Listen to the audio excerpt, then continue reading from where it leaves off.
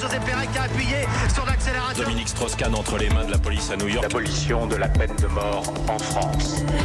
Il y a exactement 23 ans, après 2 échecs, Bertrand Piccard se lance une 3e fois dans un tour du monde en ballon sans escale. Bonjour Pauline Jacot. Bonjour à tous. Nous sommes le 1er mars 1999. À cette époque, 8 équipages ont déjà tenté la folle aventure, mais sans jamais réussir à boucler les 25 000 km nécessaires pour atteindre le record. Le tour du monde en ballon sans escale, Pauline, c'est alors le grand défi de la fin du siècle. C'est aussi un rêve d'enfant, celui de cet aéronaute suisse qui s'apprête au gré des vents d'ouest en est à survoler 25 pays. Le soleil d'hiver de ce lundi 1er mars 99 vient de se lever sur les Alpes suisses. Bertrand Piccard est à bord de son ballon, le Breitling Orbiter 3. Au-dessus de nous avons une enveloppe qui fait la hauteur de la tour de Pise, conçue en plusieurs couches de matériaux différents, de manière à pouvoir isoler au maximum pour que le ballon ne se réchauffe pas trop pendant la journée et ne se refroidisse pas trop pendant la nuit. À 9h du matin, des vents violents soufflent, les bouteilles de propane s'entrechoquent. Il faut décoller. Avec un couteau suisse, le directeur coupe la sangle, la toile argentée s'élève dans le ciel.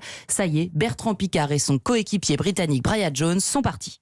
Au tout dernier pointage, le ballon du Suisse Bertrand Piccard est à 550 km des côtes de l'Afrique.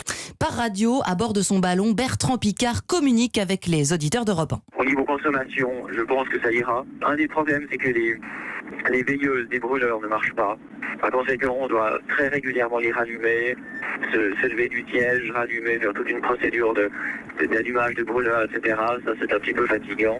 On utilise la plus sophistiquée des technologies, dit-il, mais au bout du compte, si le vent ne va pas dans la bonne direction, nous ne pouvons pas réussir. Alors l'aéronaute doit donc prendre les vents forts, Pauline, les bons courants d'air qui vont le porter tout autour du globe. C'est le travail des météorologues à Genève. Derrière leurs écrans de contrôle, ils suivent minute par minute l'évolution des vents. On a des modèles numériques de prévision du temps qui tournent sur ordinateur.